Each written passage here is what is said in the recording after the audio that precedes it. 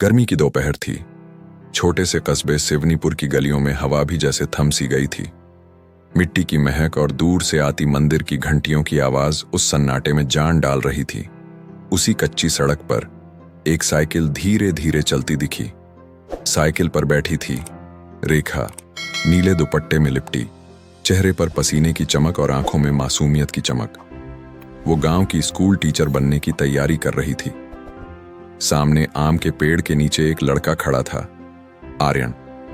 शहर में कॉलेज करता था, लेकिन छुट्टियों में हर साल गांव आता था।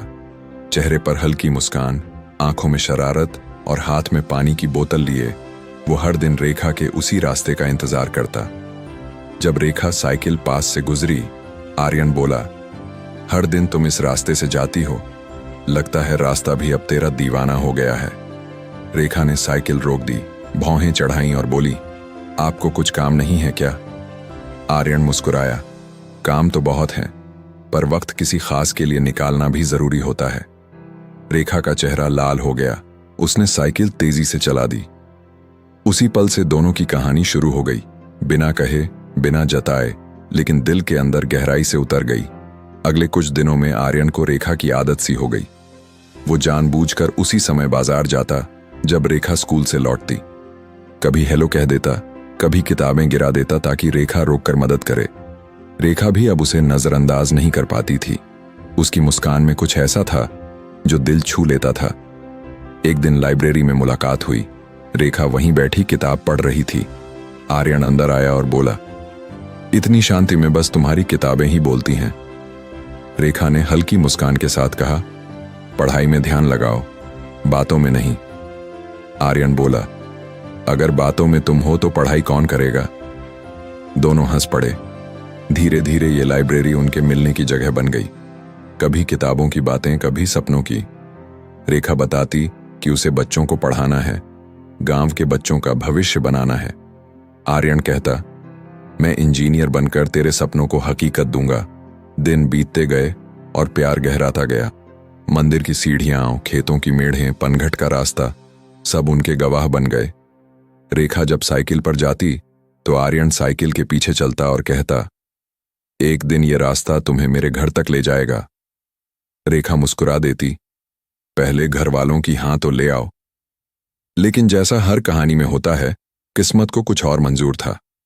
एक दिन आर्यन के पिता शंकरलाल जी ने सख्ती से कहा, आर्यन, अब पढ़ाई पर ध्यान दो, गांव की बातों में मत पड़ो, हमें अपने खानदान की इज्जत रखनी है। आर्यन समझ गया कि बात रेखा तक पहुंच गई है। वो उस शाम मंदिर के पीछे वाली झील के किनारे पहुंचा जहां रेखा इंतजार कर रही थी। रेखा, मुझे शहर वापस जाना पड़ेगा कुछ महीनों के लिए, लेकिन वादा करता हूं लौटकर तुम्हारे पिताजी से रिश्ता मांगूंगा। रेखा की आंखों में आंसू थे। उसने बस इतना कहा, जाओ, मैं यहीं रहूंगी, इंतजार करूंगी तुम्हारा। आर्यन ने उसका हाथ थामा और कहा, यह हाथ अब छोड़ दिया तो खुद से नफरत होगी। लौटूंगा, बस थोड़ा वक्त दो। रेखा ने सिर झुका लिया और हवा में उस दिन वादों की खुशबू फैल गई। 3 साल बीत गए। रेखा अब गांव की स्कूल टीचर थी। बच्चे उसे दीदी कहकर पुकारते। वो सबको ईमानदारी, प्यार और उम्मीद सिखाती, पर उसके दिल में एक कोना अब भी आर्यन के नाम था। हर शाम जब सूरज ढलता, वो मंदिर में जाकर दीपक जलाती और प्रार्थना करती, हे भगवान, मेरा आर्यन जहां भी हो खुश रहे। गांव में कई बार रिश्ते आए, पर उसने मना कर दिया।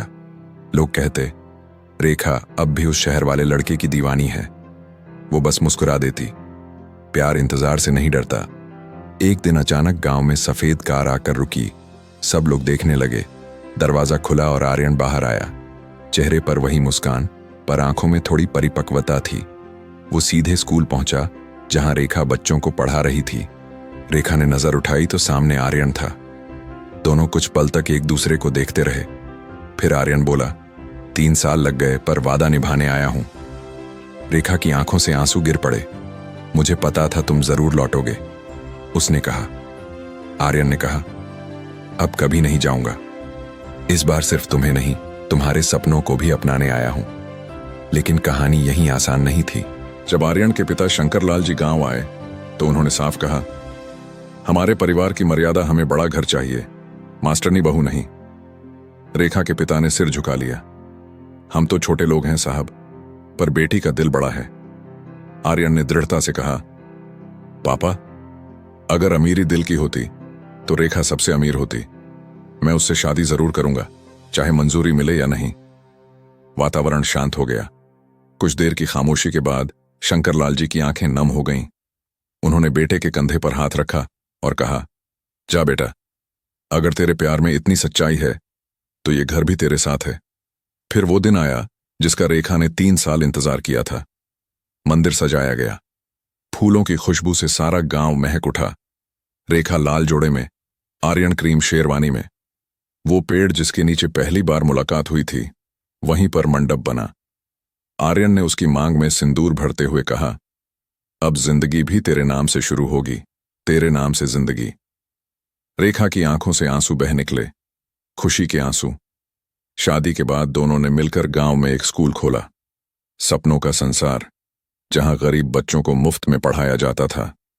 रेखा बच्चों को पढ़ाती और आर्यन उन्हें कंप्यूटर चलाना सिखाता।